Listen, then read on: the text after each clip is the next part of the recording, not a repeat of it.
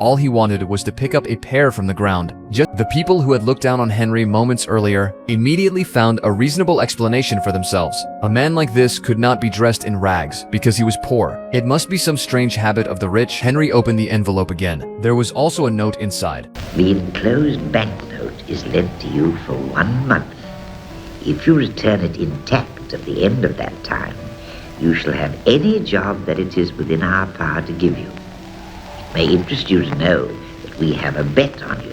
Only then did Henry realize that he had not been rescued. He had been placed inside a wager. He could not spend the note, and he could not lose it. He suddenly wanted to test what this note could turn a person into. When the clerks saw how he was dressed, none of them wanted to serve him. They pushed the responsibility onto one another. Finally, someone brought out an outdated old suit just to brush him off. When it was time to pay, Henry asked to put it on account. The clerk immediately gave him a look that said he had expected this all along. Then Henry finally gave one of the most important reminders in the entire film. Now look here, Sonny. If I were you, I wouldn't judge strangers by the clothes they wear. I just don't want to embarrass you with a large note. The clerk was not convinced. He demanded to know why Henry assumed the shop could not make change. So Henry had no choice but to take out the £1,000,000 note. A few seconds later, the mockery disappeared from the clerk's face. Henry said he had no place to stay for the moment. The manager even recommended a luxury hotel for him. The news soon reached the hotel. When the hotel owner heard that an eccentric American millionaire was coming, he immediately gathered all the staff to prepare for his arrival. They even moved an aristocrat out of the luxury suite he was staying in. The aristocrat was furious and could not understand it.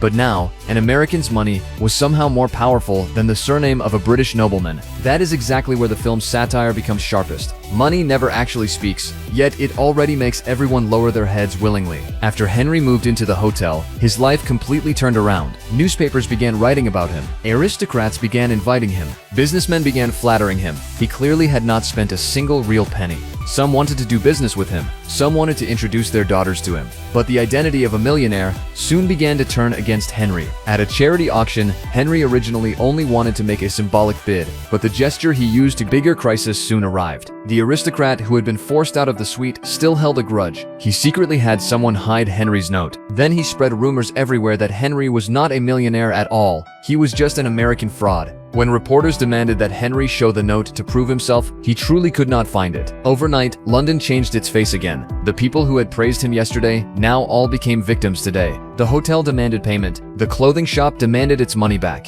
Investors called him a liar, and those who had bought the stock because of his name began selling it off in a panic. His dignity, credit, and respectability disappeared with it. The hotel lobby filled with people demanding payment. Some insulted him, some threatened to sue him, some even rushed forward to attack him. Seeing that the situation was getting out of control, the aristocrat who had hidden the note finally became frightened. He admitted money can buy service. It can buy status and applause, but it cannot buy real respect. And it cannot buy the clarity to remain yourself in the face of temptation. True wealth is not making everyone bow their heads to you. It is knowing who you are when the whole world is trying to measure you by money.